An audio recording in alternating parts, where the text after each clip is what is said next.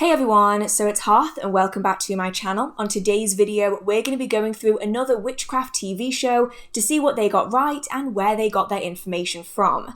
Today's video is going to be another episode of The Chilling Adventures of Sabrina because I love that show. They got so much right in it, and we're doing a very festive episode this time. Today we're going to be doing Season 1, Episode 11, A Midwinter's Tale.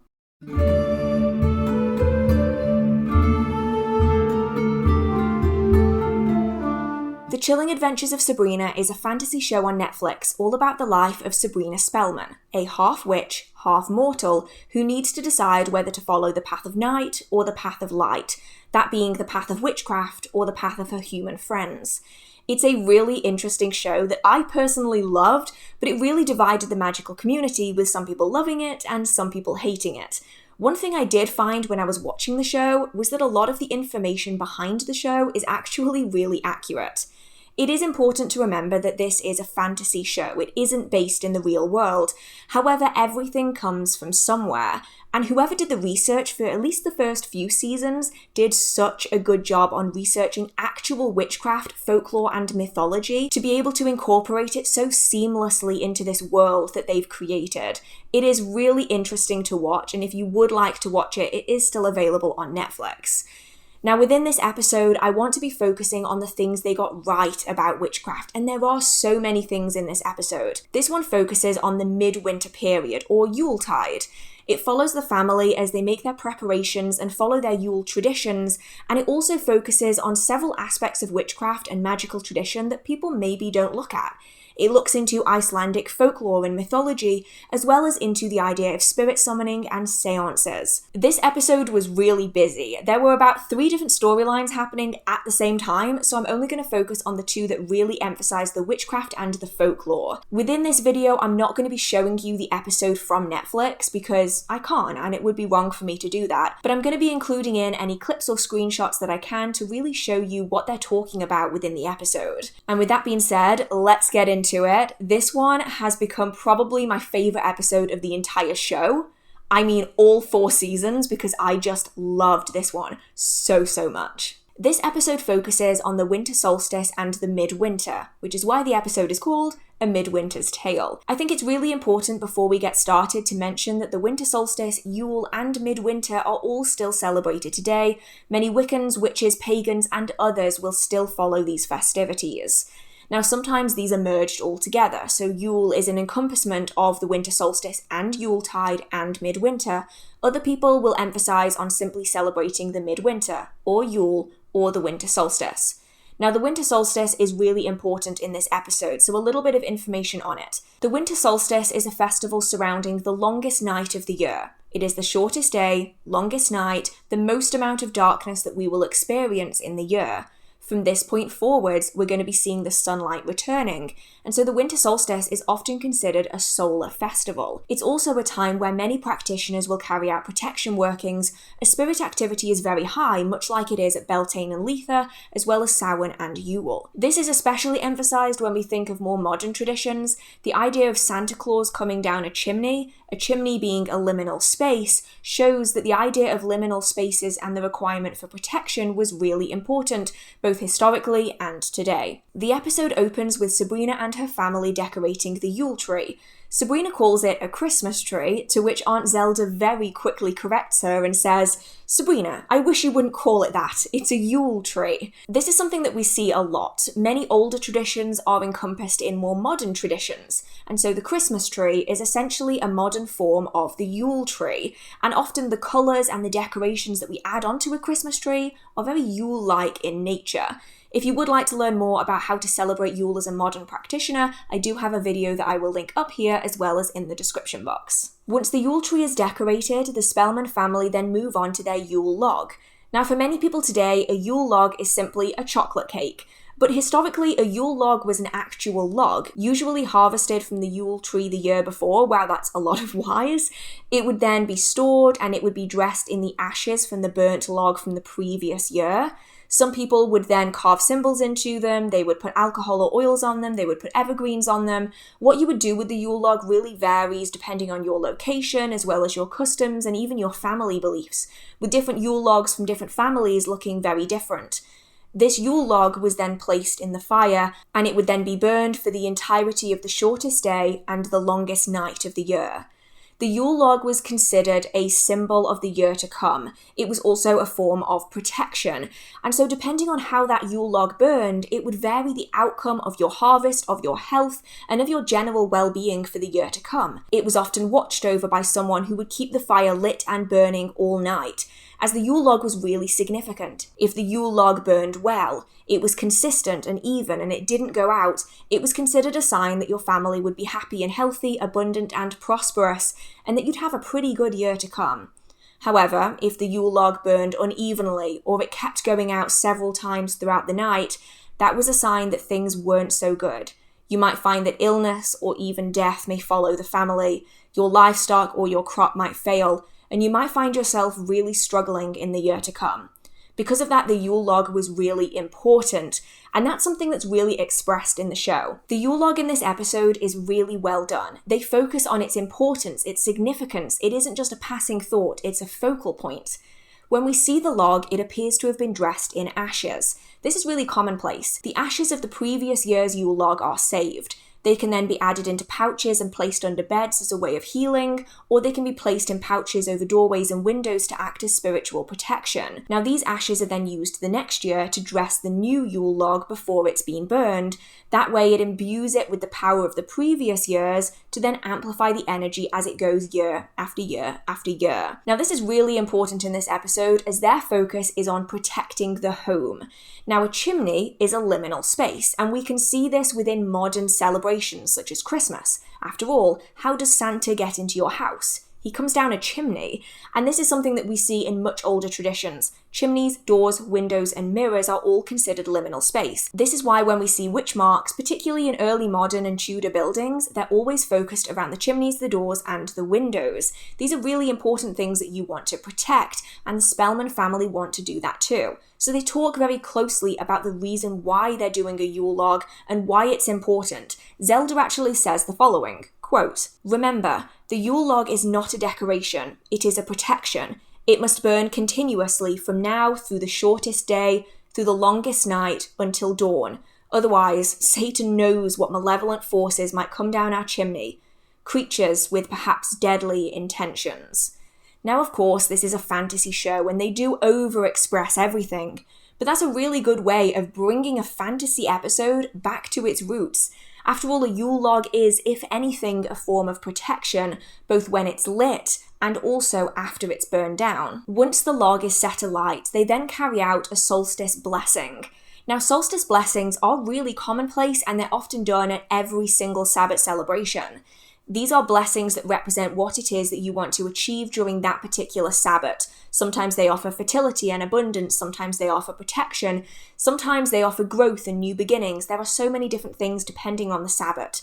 Now, solstice blessings don't have to be done in accompaniment to a Yule log, they can be done by themselves. But if you are doing a Yule log, this blessing is actually really good, and you could probably tweak it a little bit to use it in your own magical practice. They all gather round in a circle, they're holding hands, and they begin to say the following all together in unison. Now, if you aren't used to group work, saying things in unison can be really weird.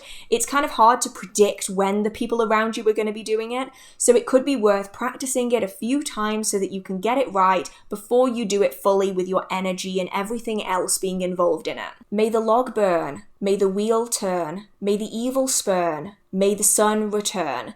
Now, this is something that you could say once. You can also say it over a meal if you are having a solstice feast. And it's also something that you can say in a chant as part of spell work and ritual. And it's really beautifully worded, which is what TV and movies really do well. They get the rhythm and the rhyme and the wording really, really good, which is what a lot of us maybe lack a little. I know I am not the best wordsmith in the world. And so when I find something like this that I can then adapt, that is something that I find incredibly useful. Now, for anyone who does follow the wheel wheel of the year, the idea of the wheel turning in that solstice blessing is going to make a lot of sense to you. But if you don't know the idea of the wheel of the year, that's going to be a little trickier. Especially in countries that have large seasons, such as Northern Europe, you'll often find that the idea of a wheel, a solar wheel, or a seasonal wheel is really commonplace. Within modern traditions, we see it as the wheel of the year. This is a representation of the wheel ever turning. The seasons are constantly changing. There is no start and finish. It is a constant cyclical event. So spring is not the start, and winter is not the end. It is just part of a much larger wheel. And sometimes this wheel is broken into 4, spring, summer, autumn, and winter. Sometimes it's broken into different celebrations. So you might have the 4 fire festivals, you might have the 4 solstice and equinox festivals, or some people will celebrate 8 festivals in the year. Ultimately, it depends on your tradition, and really any series of festivals can fit into a wheel, especially if it is something that you do carry out every year at the same time. It's really useful to describe it as a wheel. Therefore, none is more significant than the other. It is just an ever-continuing cycle. During this episode, Sabrina decides to carry out a seance. Now, this is so that she can contact the spirit of her mother, whom she believes to be in limbo. Now, limbo is an in-between. It's somewhere between the living and the afterlife. It's usually a state that people would describe spirits as being in if they have unfinished business, or they died through traumatic or sudden events, or perhaps they're confused and they don't really know what's happening. In the episode, they talk about how Yule is a really good time for seances as the veil is very thin. Now, spirits we can encounter, we can interact with all year round. It isn't so much that the veil is either open or shut. It's more that there are certain times of the year where it's easier to fall into contact with spirits than at others, and you'll often find that Beltane and Letha and Samhain and Yule are really good times for connecting with and contacting spirits. Sometimes those spirits might be fair folk, they might be demons, they might be ancestors. In this case, Sabrina is wanting to summon the spirit of her mother via the use of a seance. Now, spirit summonings have happened for a very long time, and we can see them documented. Seances, however, became incredibly popular during the spiritualism movement, particularly in Victorian England and probably further afield. Seances became commonplace, with them often happening as part of parties and other fun celebrations. You'd even have people putting on shows where they would summon spirits from the afterlife to show a watching and often paying audience. Seances aren't quite so commonplace now, but they do still happen. Many people today, however, don't call them seances, mostly because it has a little bit of a negative connotation because of how many people were faking seances during the Victorian period. Now, Sabrina can't do this alone, so she enlists the help of the Weird Sisters, whom we spoke about in a previous video on this subject. I will link the last Sabrina video if you would like to watch that one as well. Now, the Weird Sisters do warn Sabrina something that is very true to the real world as well. That just because you're trying to contact someone, that doesn't mean that that specific person is who is going to come through to you. This is something that catches out a lot of beginners and more advanced practitioners when it comes to spirit work and especially summoning and communicating with spirits. A lot of people think that spirits can't lie. That really isn't the case. And just because you're trying to contact someone and you think you've contacted a particular person, that doesn't mean that you've actually contacted them. There are many spirits out there that enjoy tricking people, that enjoy messing with you, and they're very willing to lie about who they are. The seance begins with dozens of lit candles. Now, this can be a fire safety, so I wouldn't recommend using this many candles, but doing seances and other forms of spirit work via candlelight can be incredibly useful, especially as it can incorporate aspects of scrying into it as well, which can make it easier to commune with those who've passed over, or simply spirits that have never been human to start off with. They gather into a circle with an object of significance in the center. In this case, it is Sabrina's mother's wedding dress.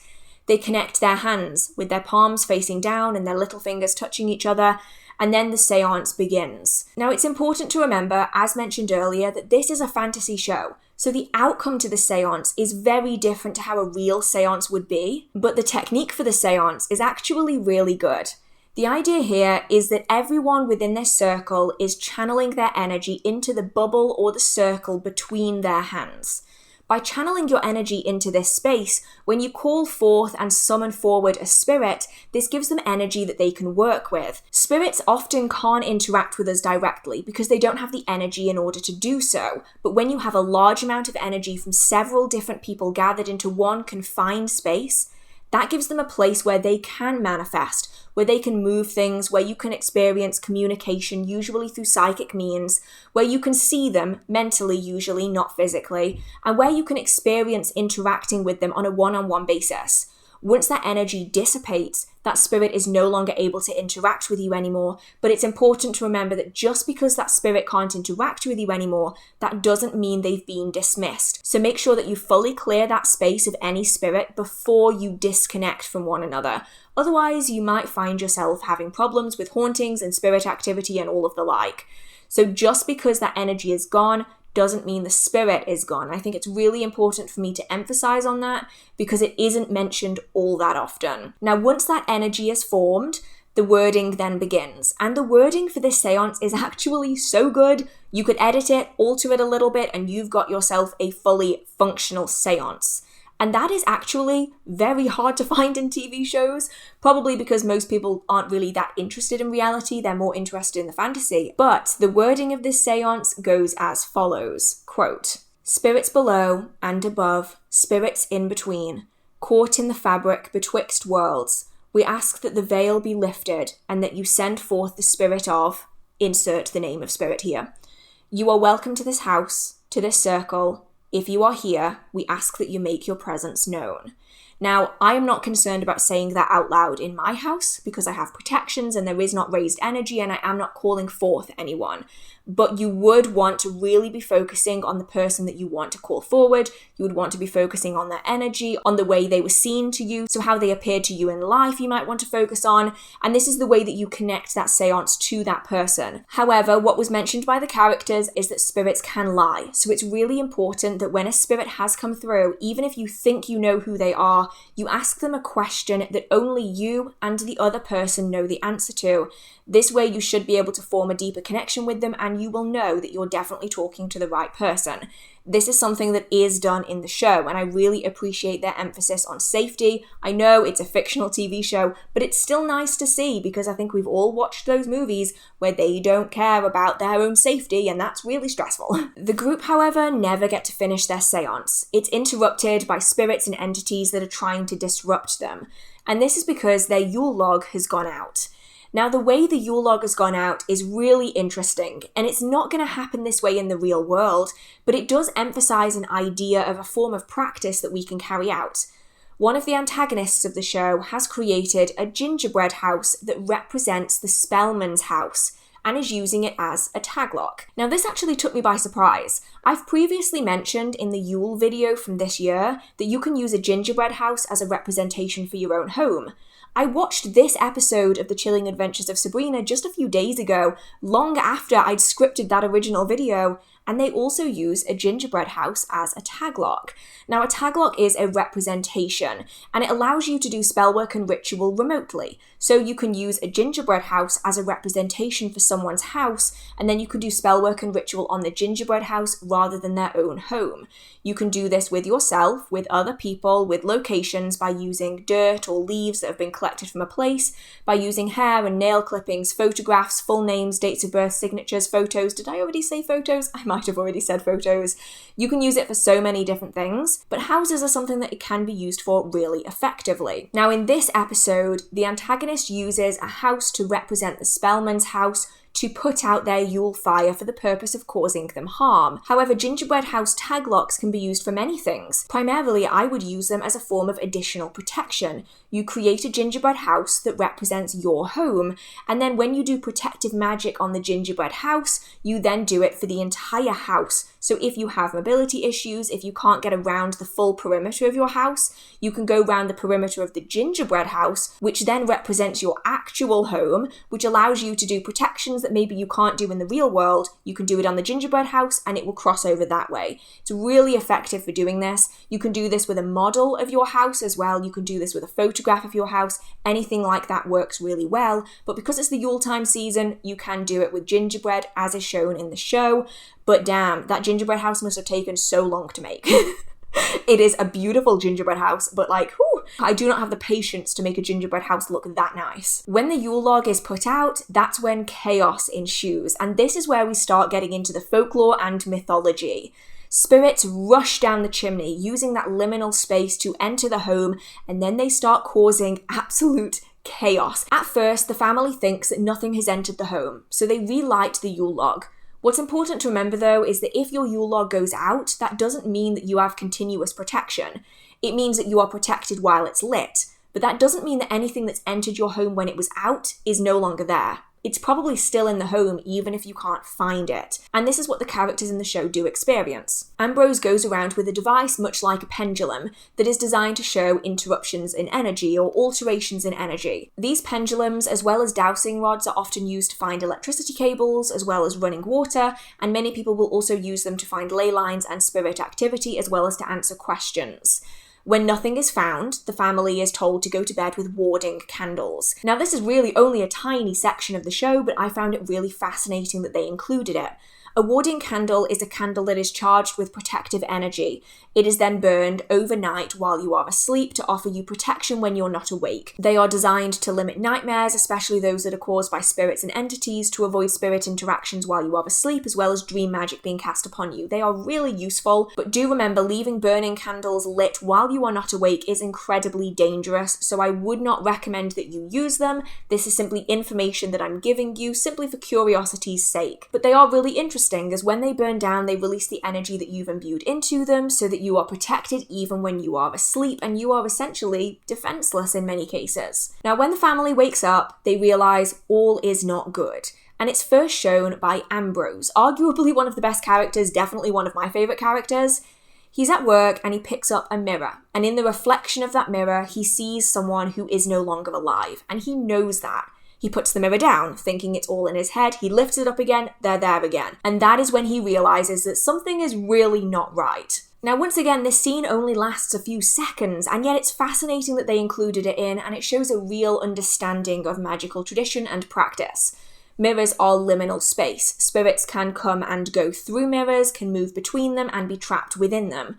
There's a reason why many cultures don't really like mirrors, especially mirrors facing other mirrors or windows or doors, and why in Victorian England, mirrors would be covered. If someone died within a house, all the windows and doors would be opened to stop a person's spirit from becoming lodged within that mirror. Now, mirrors are also known as looking glasses. For good reason, we can often see things in mirrors that we cannot see in the world around us, and so they're really good tools for mirror scrying, as well as for divining and communicating with spirits. So that was a really small part of this episode, but was really interesting to see. Then everything starts going wrong. Things are flying, things are going missing, things are moving, and then a baby gets stolen and gets put into an oven, and that should give you a clue as to who is in control of all of this chaos.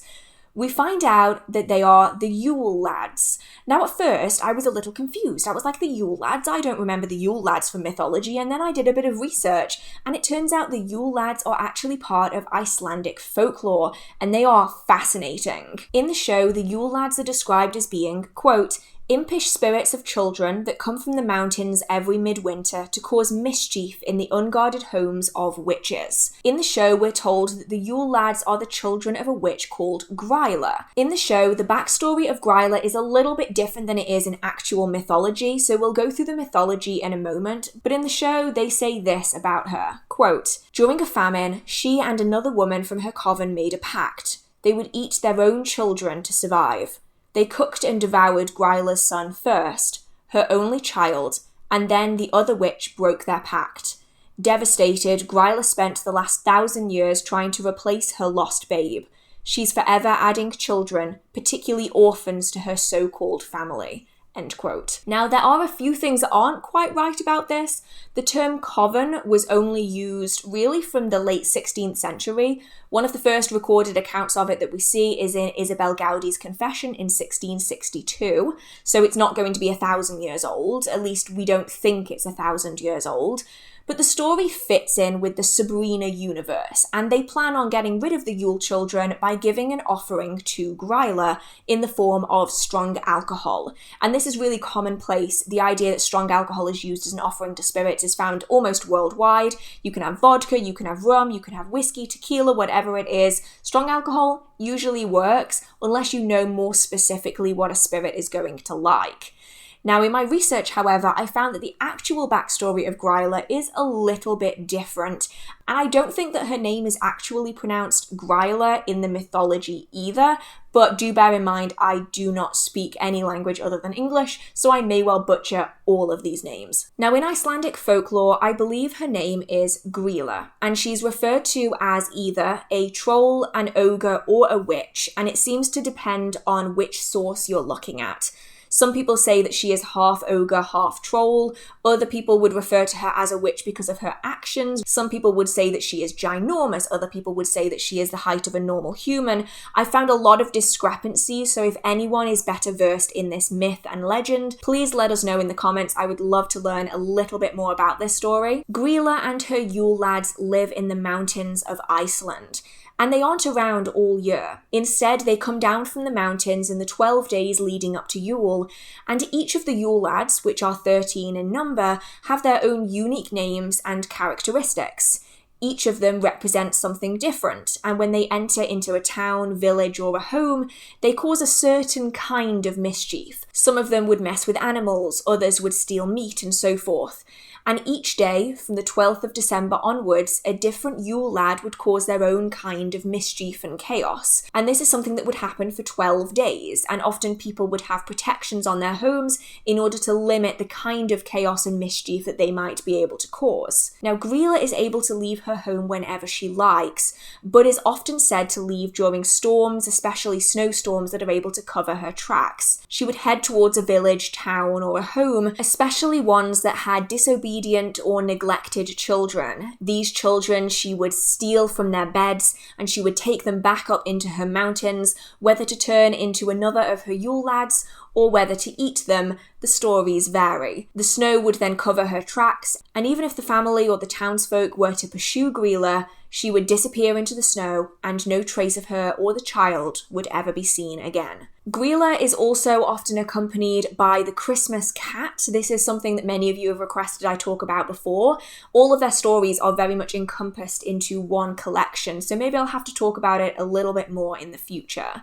Different stories will depict Gryla in different ways, and her appearance has changed dramatically over the years. She's often described as being a giantess, or at least incredibly tall, sometimes as having more than one head, but in more modern stories it's just one. She's said to have a hooked nose and is very unappealing to look at. Some stories say that she has horns and claws, several tails in order to carry different sacks to put in children that she has collected along her way. And generally she is described as looking terrifying. The first documentation of Gryla that I could find is actually from the 13th century. I will put the name of the Edda on the screen if you would like to look it up for yourself, because I know if I try to pronounce that, I am going to butcher it. And within this, she is described as being, quote, the most horrible sorceress who scares children into obedience. And this is something that we see time and time again. The story of Gryla and the Yule lads is often used as a tale to scare children, to stop them from being disobedient, and to keep them inside during the most dangerous times of the year, when it is incredibly cold and stormy and potentially deadly for young children to be going outside. Now, at first you might think that this story makes no sense in regards to the Yuletide season, but it is said that if children were to leave a pair of their shoes on the windowsill, if they had been a really good child, they would get a present from the Yule lads, and if they were a bad child, they would find a potato in their shoe. And that, honestly, that sounds kind of sweet. I know that they cause mischief, and I know that they cause chaos, but that's kind of nice, honestly. And even a potato isn't that bad. I mean, come on. Everyone likes chips, right? Now, the story has changed over the years. Now, Gryla is often described as being cannibalistic, and so are her children and her husband. In other stories, it's adapted slightly to become a little bit friendlier, but to this day, as far as I'm aware, there are still celebrations and festivals surrounding Gryla and the Yule lads. So I found it really interesting that they included it into the show. So those are all of the points that I wanted to touch on in today's video, and believe me when I say that that is only a fraction of what is in this episode. That is only 2 2 of the storylines. There are more storylines than that in this episode. I spent so long writing notes on this because there was just so much going on. If you have not seen these episodes, I would recommend that you check them out if you can. I am not affiliated with Netflix in any way, but there is so much interesting information in these shows that if you have the eye for it, you can draw out interesting pieces of folklore and mythology and practice that you can then elaborate on within your own magical system. And I think that's just really beautiful. If you do have any other episodes of The Chilling Adventures of Sabrina, or any movies or TV shows outside of that you would like me to do as part of this series, please let me know in the comment section. I am planning on doing The Craft, the original one, and Practical Magic, but they're taking me a little bit longer because they are considerably larger than just one TV episode. If you do enjoy this video, feel free to let me know. It's a really good way of telling me which ones you like and which ones you don't like quite so much, so that I can tailor it to what you would like to see. If you do have any questions, comments, concerns, video ideas, or would just like to chit chat with the community, feel free to post in the comment section. And if you do enjoy the magical content on this channel or in this video, feel free to hit subscribe. I try to post magical content every single week. Whew! Okay, with that being said, I hope you're all staying safe. I hope you have a marvelous magical day, and I will see you in the next video. Bye! Gracious me. Okay. Lift. Okay. Oh my god. This is an old tripod and you can tell. Okay. So, today, it's kind of a bit of a weird day. I was meant to have filmed earlier. I didn't film earlier. So now I'm filming now, which is like, what time is it? Like 8 o'clock at night. Usually I film with daylight, but I have basically no choice today. I have to film now. So we are filming without daylight. I just have to hope that that is fine. And I have my Christmas tree up in here, which is, if I can get this thing to spin. Look how pretty it is. I have like fluorescent, like flamingo pink tinsel, and little like robots and trains. You can't even see the train. There's a train here. It's very cute. I'm so happy with it. The only downside is it takes up so much room. I forget how much space Christmas trees actually take up until you have to work with them in the same space, and I just don't have any room in my room to actually move. So that is just one downside. This SD card has 11 minutes on it. Great. I'm gonna have to fix that like now before I do anything else. And that is so annoying because I was literally just about to just go. I'm not going to be able to do this in 11 minutes. Great. I love that for me. I love that for me. Okay, so I've cleared some space on my SD card. I can only hope that that is going to give me enough time. I hope, honestly. I forgot that I had no space on my SD card, so that one's on me. Oopsie, I should have realised that, but alas, I didn't. So let's turn this on. I still haven't put new batteries in it. I'm sorry, I'm bad at this. Okay, now where should the... Nope. Okay, well, looks like today's video, my hair is just gonna be behind my ears. It's not... What about this one? Can I pull this one forwards without it? No, I can't even pull this one forwards without it doing it. So I could try under. I could go under. Like under. But then you can't see my earrings. I should have thought about this before I started. What is the episode actually called? I was not prepared to do this episode today. Can you tell? Can you tell? Because I am seemingly an absolute mess today. I think it's called Midwinter's Tale. That's season 2. I don't want season 2. I want season 1. A Midwinter's Tale. Where's my necklace? Oh, it's there. Okay.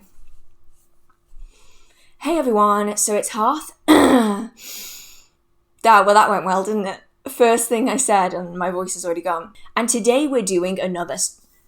What was the series called? I need to go back onto my own channel and look at my own episode name because I have no idea what I called it. How is that even possible? Hey everyone, so it's Hearth and welcome back to my channel. On today's video, I'm starting a brand new series and I'm so excited about it. I'm going to be going through different witchcraft TV shows and movies to see which information they got right and where they got their information from. For today's video... Oh, I didn't even give it a name. Great. Why would I need to give it a name? Okay, what is this episode going to be? So it's what witchcraft TV shows and movies got right. What would I even call that? I am literally just talking to myself right now for reference. I am not expecting anyone to give me an answer. I'm just verbalizing my mental chaos. Okay. And just to show you how much time I actually spent on this, I watched this again a few days ago, and it's a 45-minute long episode. I was watching it for 2.5 hours. Oops, I kept stopping and making notes, so these are my notes for the episode. Yeah, it was a great episode. Honestly, really, really, really good. So, let's get into it. Oh, good God. That is a lot. Ooh, this died while I was filming. It's like spluttering. I was planning on filming this tomorrow, actually, and it's now, what time is it now? 10 o'clock. And yeah, I'm going to edit this tomorrow, but I apologize in advance. I've been filming this for like an hour and 40 minutes. I have no idea how long this is going to be. Oh no, I wanted this to be kind of quick, and I don't think it's going to be as quick as I thought it was going to be, so I apologize in advance, but I know that a lot of you really like the long videos. I like long videos anyway. If I'm going on YouTube, I would rather pick like an hour-long video than a 10-minute long video, you know? I'm that kind of a person. Let me know, do you prefer long content or short content? I'm really curious. I prefer long content, like the longer a vlog, because I love watching vlogs. The longer a vlog, the longer a video, the better. I consider it like my TV. This is my TV. So let me know, do you prefer like short content, like 5 to 15 minutes, or do you prefer like long content from like 20 minutes to like an hour? It's not going to change what I do. I'm just curious about what you prefer. Okay, I am going to go and watch the semi-final dance-off of Strictly Come Dancing and have my advent calendar and then edit this because I have no work-life balance and I need to work on that. Okay, bye.